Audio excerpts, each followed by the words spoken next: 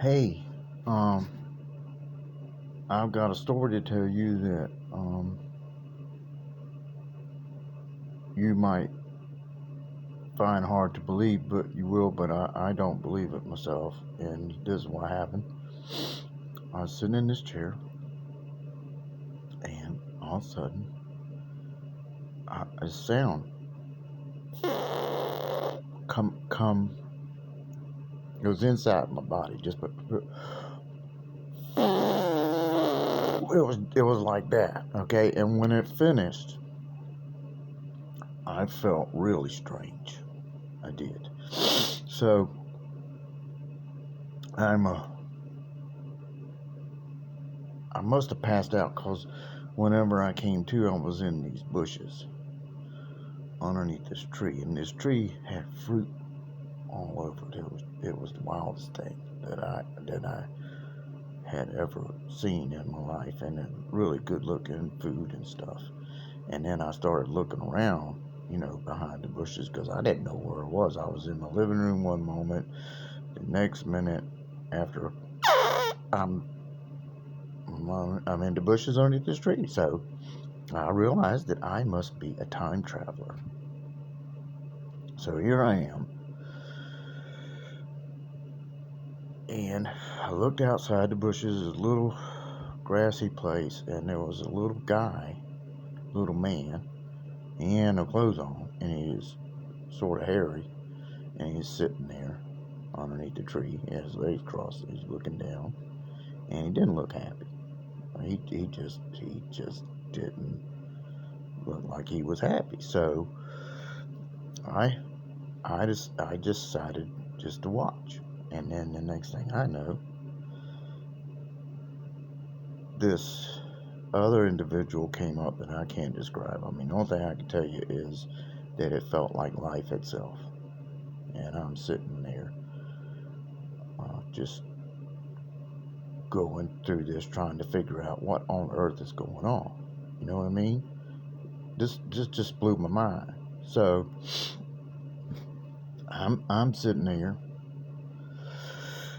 and I'm just gonna call it life. Okay, I felt better when it got there. So life showed up, and then the little guy was sitting there, and then what really took me back, I almost passed out. I thought I was gonna again, but I didn't.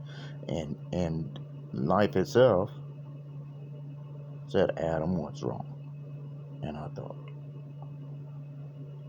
there's no way that I'm looking at Adam, not Adam. But I was.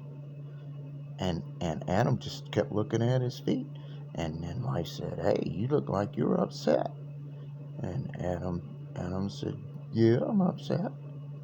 So life said, hey, look, man, stand up here. Let's see what's wrong. Adam said, well, I've been looking around everywhere, and all the other creatures here have another creature like them that they wrestle with, and they seem to like to wrestle. And they're happy. And I'm just not happy being by myself. So life said, look, let's just go through and look at everything, see can we find something that'll suit you. So Adam and life went through looking, and then they came back. So I waited for them.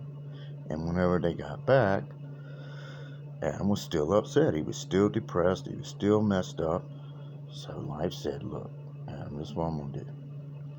I'm going to make something just for you.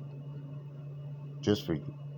I'm going to let you design it, set it up, everything just right. And I said, that would be fantastic. So they got down on the ground and they made, and I don't know how they did it, but somehow they made this perfect woman, female. Just amazing. Shape and everything.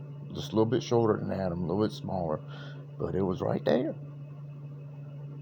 And then Adam looked at it and said, hey, I think this will be fine.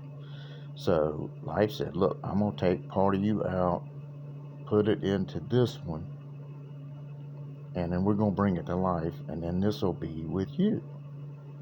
And this one will know everything that as far as talking and all that stuff. And then I gotta let you know that whenever I make this thing, you on your own with this one. I can't help you. I can't help you. Whatever happens with this little thing here that you like, you by yourself, bud.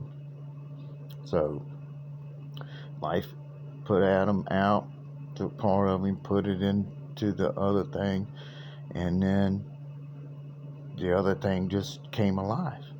And then Adam woke up and he was closed up. You couldn't even tell anything happened to him. And then the female stood up.